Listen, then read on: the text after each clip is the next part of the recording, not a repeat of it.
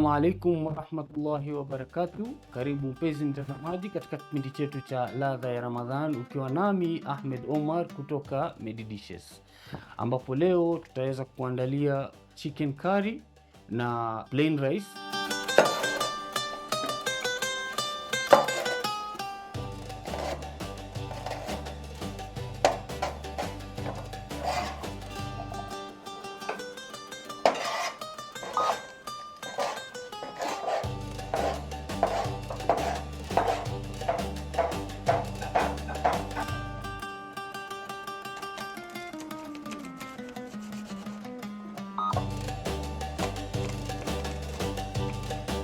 Bila kupoteza wakati, wacha tuende moja kwa moja katika zile ingredients ambazo tutatumia leo katika matayarisho ya kile chakula chetu.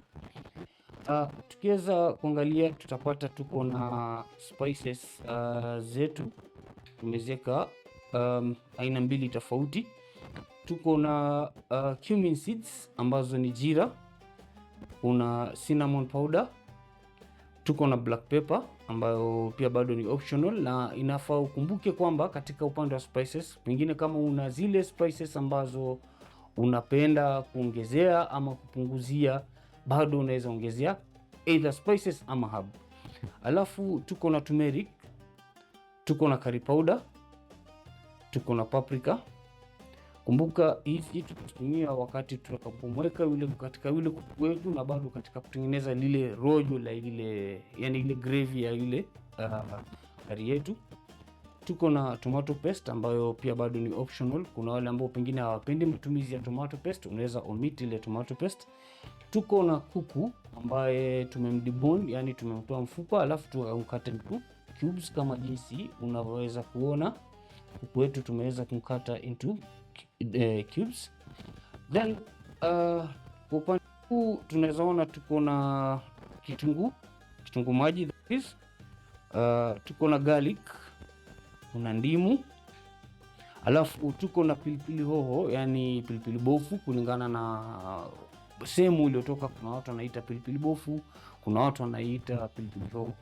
Na ukiweza kuangalia utapata tumeskata mbili tofauti. Kuna zile ambazo ziko diced na kuna zile ambazo tumezikata into strips. Tutaweza kuona ni wakati gani tunaweza kutumia hizi na wakati gani tunaweza kutumia zile ambazo ziko diced. Pengine kifupi, diced huwa napenda kuzitumia wakati tunakaanga, alafu zile ambazo ziko strips huwa napenda kuziweka wakati wa dakika za mwisho ili ziwe ni kama garnishing ya ile curry yetu. Alafu tuko na tomatoes ambao ni zile nyanya, tomatoes za madonge. Tuko na mchele, alafu tuko na chumvi. Kumbuka chumvi tunasema salt to taste.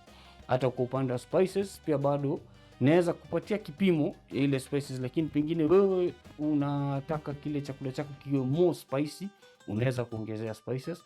Pengine unataka kuwa chenye kuwa na spices nyingi, unaweza punguzia zile spices.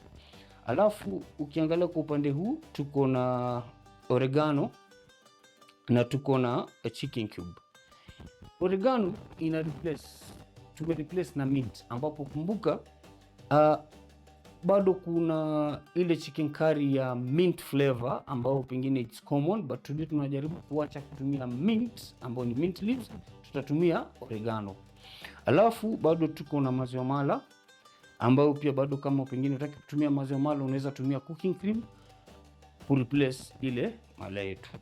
Sasa tutaweza bila kupoteza wakati na samani, kuna mafuta ile kupikia ambao ni crucial ambao tuko tumetaja, pia bado kuna mafuta yetu.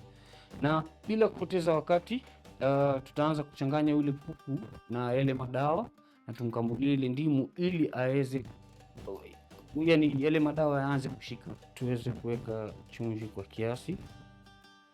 Kumbuka tulisema ni salt to taste, na hapa tutaweka chumvi kwa kiasi sababu wakati tutakapoenda katika matayarisho ya ile gravy yetu, bado katika gravy tutaweza kuweka chumvi.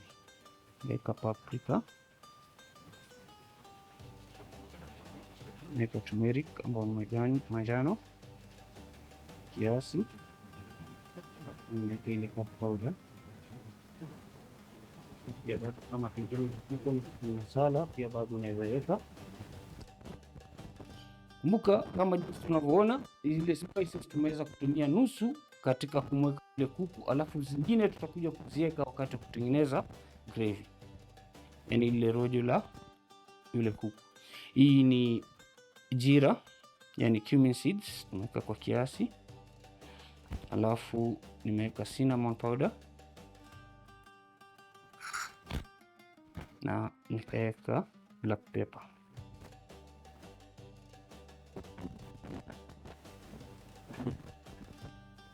Baadaye tutaweza kuchukua garlic kiasi, nyingine tutatumia katika gravy. Kumbuka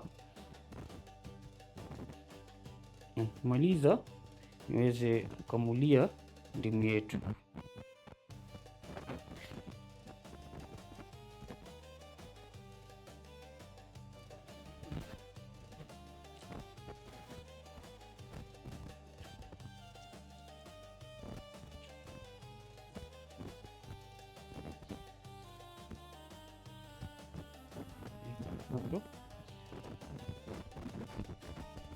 Tuweze kumchanganya yule kuku ili aweze kushika yale madawa.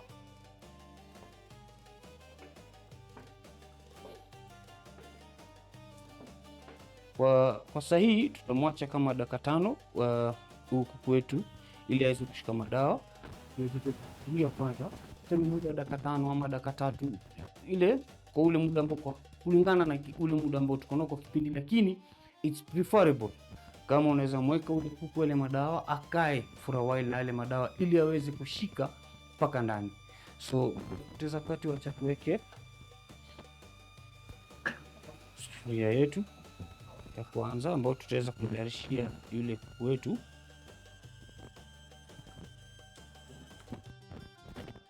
Tutaweka mafuta kwa wastani.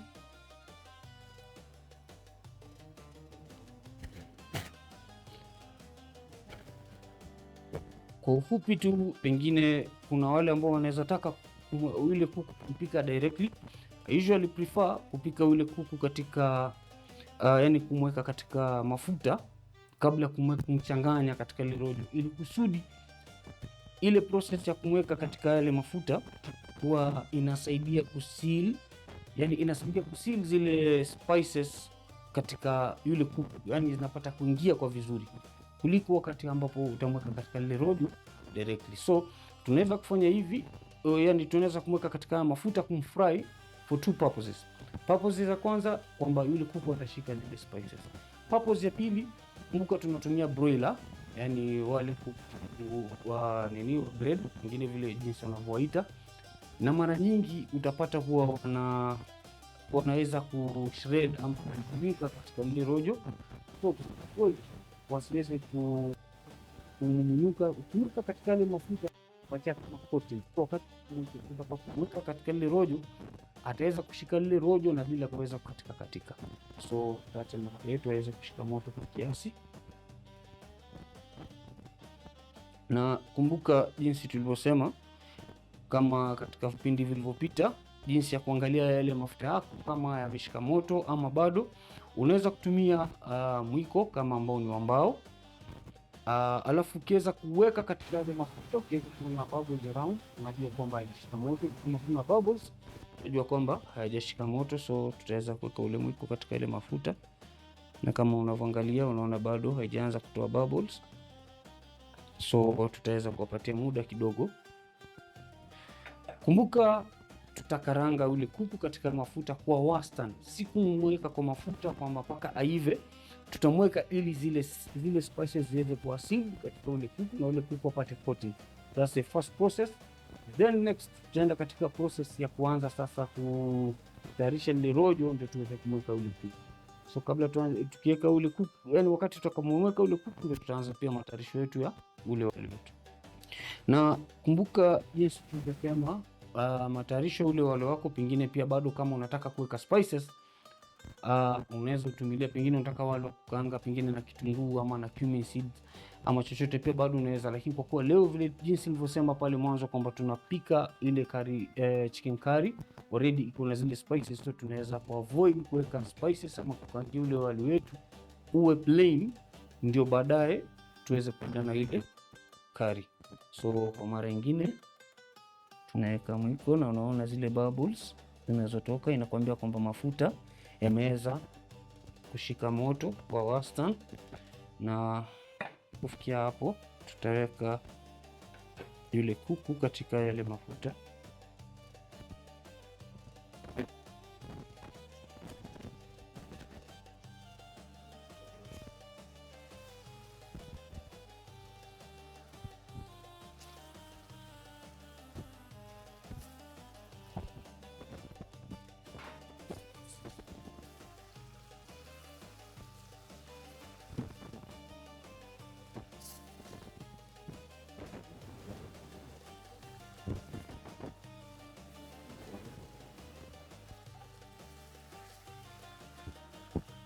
Unaweza kuguzia ule moto, ndio yale mafuta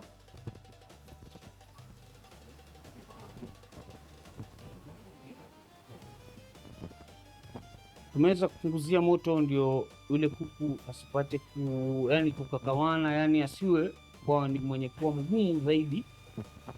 So tunaweka moto wa wastani jinsi unavyoona,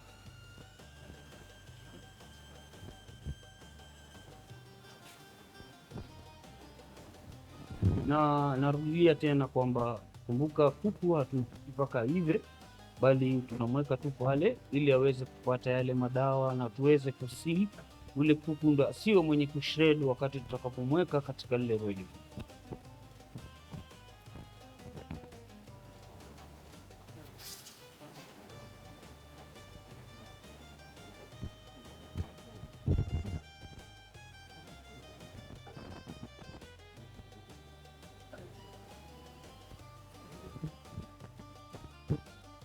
Malizia zile spices.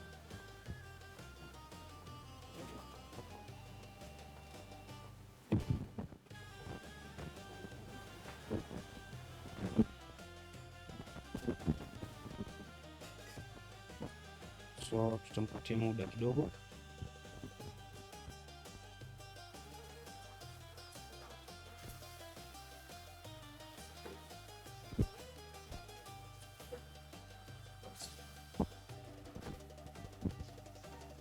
Kama jinsi tulivyosema, tuna seal zile spices. Pengine mpenzi mtazamaji, unaweza kuwa umewahi pengine at some point kuweza pengine umekula kuku ambaye amewekwa katika mchuzi, hususan huyu kuku wa broiler ambaye mara nyingi ndio huwa ideal kukula kwa spices.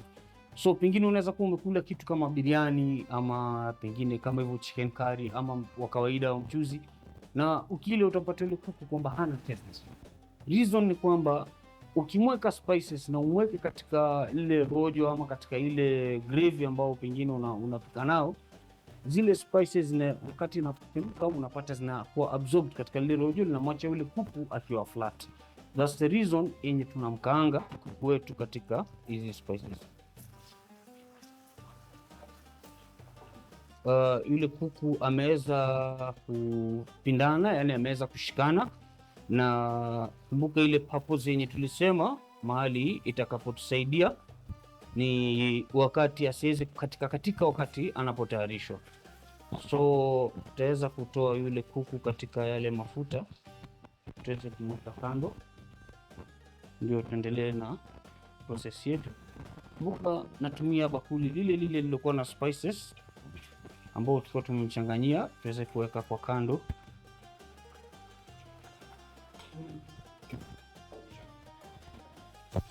Na immediately katika the same bakuli tuweza kuweka kitunguu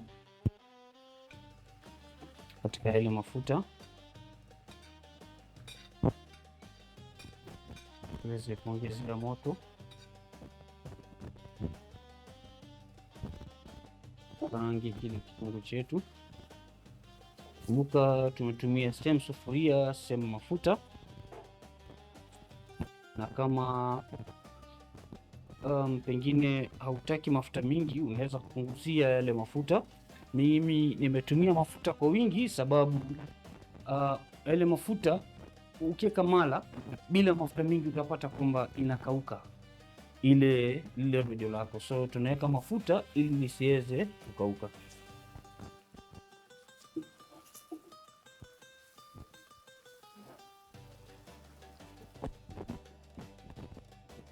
Tutaacha kitunguu chetu kiive kwa kiasi ndio tuweze kuendelea na mapishi yetu. So kabla kile kitunguu kiweze kuiva kabisa, hapa ndio tutatumia zile diced hoho kama unavyokumbuka, tutaziweka ndani na tuweke kitunguu saumu kwa kiasi.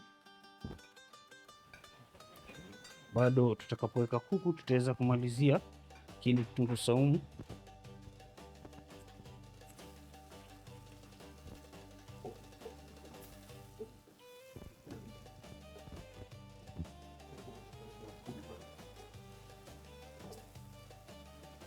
Pengine unaweza kuuliza kwa nini tumeweka mara mbili.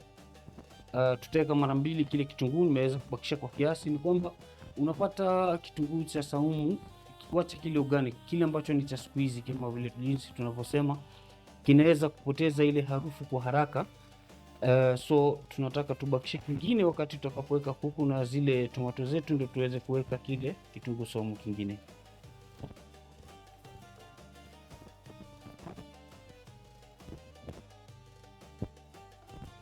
Na zile hoho zetu na yani hoho ama kwa jinsi tulivyosema pilipili bofu vile wengine wanavyoziita, tumeweza kukiweka kabla tuweke kabla kile kitunguu kiweze kuiva, ndio ziweze kuiva simultaneously, yani ziweze kuiva kwa pamoja. Na kwa leo kwa kari yetu hatutaki kukiivisha kile kitunguu kabisa, bado unaweza kiivisha, but leo tunataka kuweza kuivisha kwa wastani, ili kuna ladha ambayo inaweka badala ya kukiivisha kiwe mpaka golden brown. Kumbuka tulisema leo hatutaki kuivisha kile kitunguu kwa kabisa, tunataka kiive kwa wastani. Lakini kwa wale ambao pengine hawapendi ile feeling ya kitunguu katika mchuzi ama nini, unaweza endelea kukiivisha. So tutaweka tomato zetu,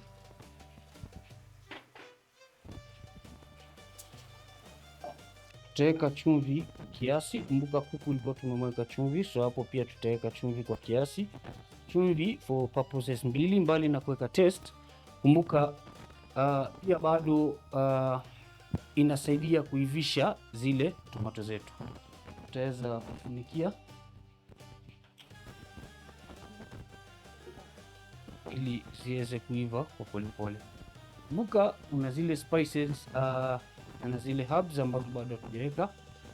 Kwa vile si whole spices, tutaweza kuziweka wakati zile tomato zetu zitaanza kuiva kwa kiasi, ndio tuziweke, sababu ukiziweka mapema zitaweza kuovercook, yani zitaiva kwa zaidi, either ziungue ama ziweze kupoteza ile harufu. So tunataka kuziweka wakati zile tomato zetu zinaweza kuwa zimeanza kuiva kwa wastani. Naam, ikiendelea kuiva kwa polepole, kwa upande mwingine tutaweza kuchukua ule mchele wetu tuweze kuosha. Tunaweza kuosha ule mchele wetu tukatoa ule ambao tunaita wanga. Kabla tuendelee kuweka ule mchele, tutaweza kurogea zile tomato zetu, tuangalie mahali zilipofikia. Naona zinaendelea kuiva kama jinsi unavyoona, mafuta yakianza kushika ile rangi ya nyekundu, najua kwamba zile tomato zimeanza kuiva. Alafu kumbuka tuko na zile spices ambazo tulikuwa tumeziweka kwa kando, tutaweza kuweka kwa muda huu, ndio by the time zile tomato zitakuwa zimeiva na spices pia zitakuwa zimeiva na ule mchanganyiko. Naweza kuweka ile jira, niweke cinnamon powder na black pepper kwa kiasi, sababu ikiwa nyingi itaweza kuwa kali na itakuja ni kuwasha. Then tuweke manjano,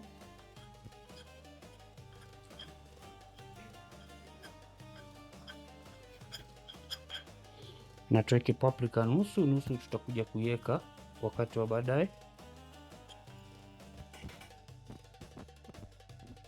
na kumbuka kuna curry powder pia bado tutakuja kuiweka masaa ya baadaye, na oregano yetu tutaweka, na bado tutaweka nusu na nusu, tutaweka pale wakati tutakapokuwa tunaweka ile kuku, tuweze kuongezea moto kwa kiasi, tuweze kuchanganya na kuivisha lile rojo letu. Na ukumbuke bado tuko na ile tomato paste, ile mchanganyiko hakikuiweka mwanzo, sababu mara nyingi utapata ile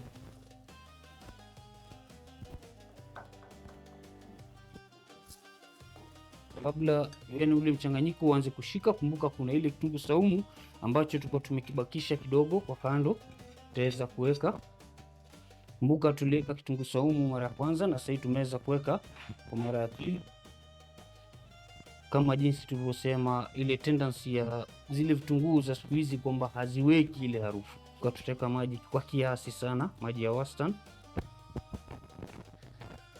ongeze moto kidogo, then wakati atakapochemka tutaweza kupunguzia ule moto, ndio tuweke yule kuku wetu. Kabla tuweke kuku, kumbuka kuna curry powder hii ilikuwa tujaweka, tutaweza kuongezea ile curry powder.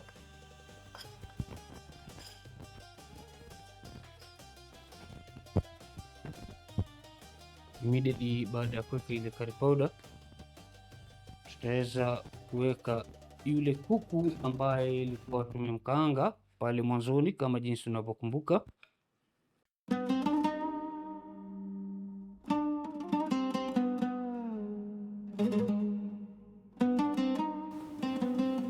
Kumbuka kuku kiasi kwa moja katika ile rojo, tutaweza kuongeza maji tena kwa kiasi. Jinsi tunavyoona, ongeza maji ili ule kuku apate kuiva, ndio baadaye tuweze kuweka mala.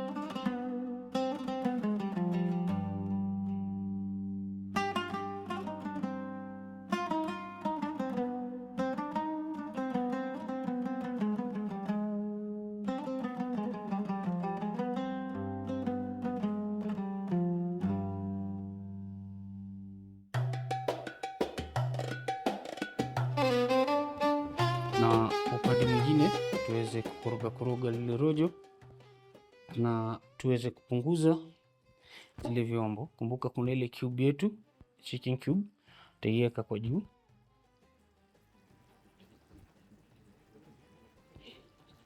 na ile oregano ambayo ilikuwa tumeweza kuibakisha tutaweza kuiweka. Tutaweza kuweka maziwa mala yetu katika ule mchanganyiko, na kumbuka tutaweka mala, lakini hatutakuwa ni wenye kukorogea ile mala, tutaacha kwa juu, baadaye ndio tutakuja tuendelee.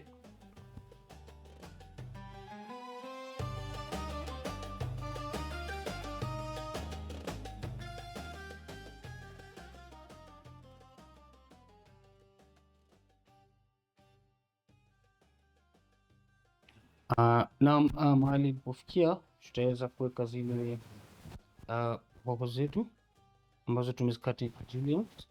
Kumbuka tulisema ni za garnish, kuzia moto. Tutautemua, yani kufluff ile rice ili iweze kuachana, na tuko tayari kuiserve, yani hatuko mbali na kuserve ule wali wetu.